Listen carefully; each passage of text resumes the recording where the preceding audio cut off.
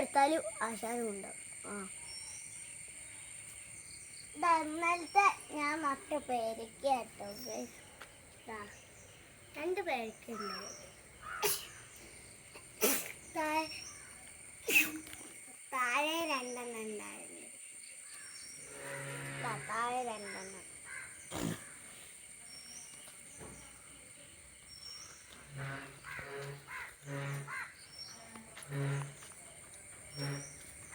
ഇതെന്താ സാധനം? അയ്യോ, ഓട്ടോറിക്ഷ ആയിരിക്കും. കുഞ്ഞ് ഓട്ടോറിക്ഷ. പറന്നു പോയി. എപ്പം വീഡിയോ എടുത്താലും ആശാനുണ്ട്.